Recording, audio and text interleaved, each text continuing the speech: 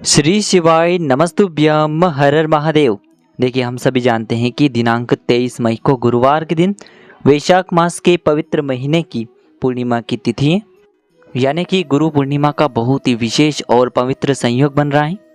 और इस पूर्णिमा की तिथि पर किए जाने वाले बहुत ही सुंदर से उपाय आज की इस वीडियो में हम आपको बताने वाले हैं। देखिए, पूर्णिमा के दिन चंद्रमा जो है अपनी पूर्ण कलाओं से युक्त होते हैं और चंद्रमा की यही शीतलता हमारे जीवन में सुख शांति प्रदान करती है। देखिए, पहला जो उपाय है, मात्र आपको तुलसी जी की जड़ में यह एक सामग्री डाल देनी है। आपकी जो भी मनोकामना है वह परिपूर्ण होगी। महालक्ष्मी की आपको विशेष कृपा प्राप्त होने वाली है।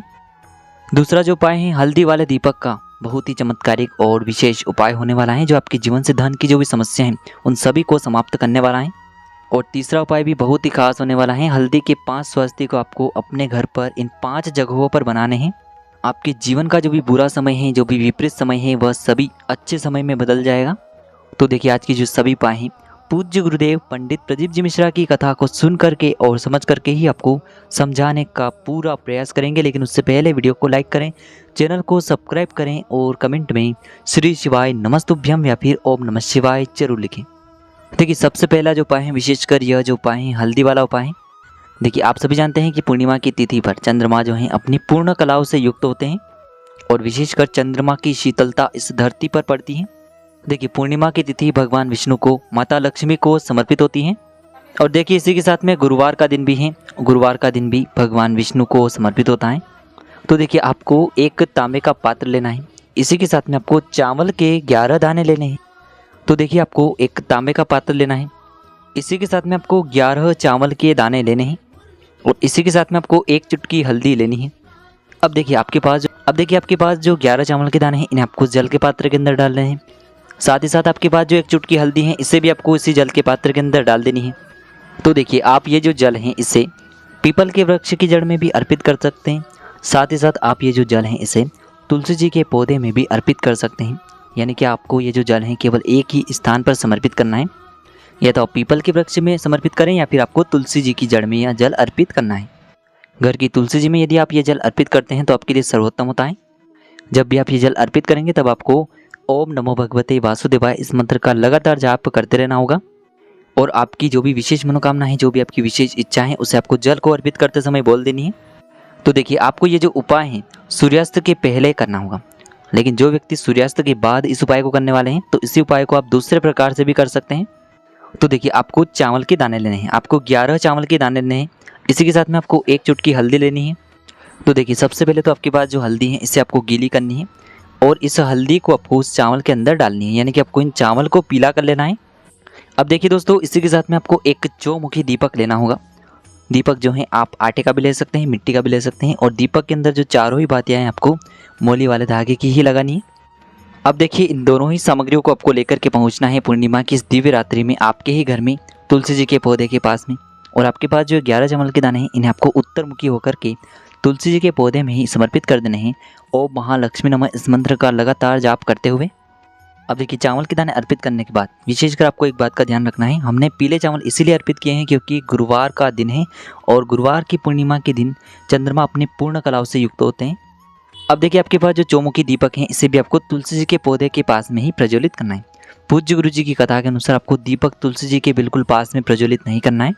यानी कि आपको जो दीपक है तुलसी जी से थोड़ा सा दूर रखना है। आपको तुलसी जी को किसी भी प्रकार की हानि नहीं पहुंचानी है। तो इस प्रकार से आप यह उपाय भी कर सकते हैं। अब हम जानते हैं दूसरे उपाय के बारे में। देखिए, इस उपाय के लिए आपको पूर्णिमा की इस दिव्य रात्रि में 6 से 9 बजे के बीच में आपको महालक्ष्मी को प्रसन्न करने के लिए, विशेषकर अष्टलक्ष्मियों की प्राप्ति के लिए, यदि आप चाहते हैं कि आपके घर में कोई भी धन संबंधित जो परेशानियां हैं, धन से जुड़ी जिस भी प्रकार की समस्या हैं, वह सभी दूर हो जाएं, तो आपको ये चमत्कारिक उपाय करना है। तो देखिए, आपको इस उपाय को करने के लिए सबसे पहले तो चावल के दाने लेने हैं। जितने भी आप चावल के दाने लेने चाहते हैं उतने आप ले सकते हैं।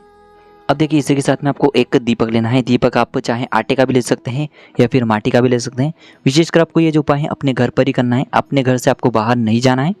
देखिए, पूर्णिमा की रात्रि में चंद्रमा जो है वह अपनी पूर्ण कलाओं से युक्त होते हैं। साथ ही साथ पूर्णिमा की जो तिथि है वह भगवान विष्णु को, माता लक्ष्मी को समर्पित होती है। तो यदि आप यह उपाय करते हैं तो आपके जीवन की जो भी धन की समस्या है वह निश्चित ही इस पूर्णिमा की तिथि पर समाप्त हो जाती है।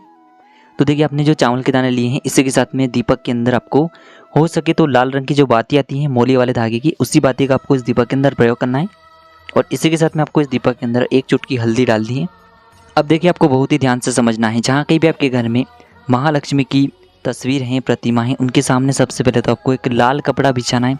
उसके ऊपर जो चावल के दाने हैं इन्हें रखने हैं और इन्हीं चावल के दाने के ऊपर आपको ये जो दीपक आपने तैयार किया है इसे रखना है। अब इस दीपक को आपको प्रज्वलित कर देना है। ध्यान रखिए जब भी आप ये दीपक प्रज्वलित करेंगे तब आपको जो आपके मुख्य द्वार हैं उन्हें खुला रखना है, यानी कि आपके घर के जो मुख्य द्वार हैं वह खुले होने चाहिए, आपके घर के मुख्य द्वार बंद नहीं होने चाहिए। अब देखिए इस दीपक को प्रज्वलित करने के बाद आपको ओम श्रीम नमः इस मंत्र का आपको 11 बार या फिर 108 बार जाप करना है। अब देखिए जैसे ये दीपक जल करके शांत होगा, यानी कि चाहे 15 मिनट में हो, 20 मिनट में हो या फिर 30 मिनट में हो, जितने भी समय में दीपक जल करके शांत होता है उसके बाद आपको ये जो दीपक के नीचे चावल हैं इन्हें अपने घर की तिजोरी में रख देने हैं।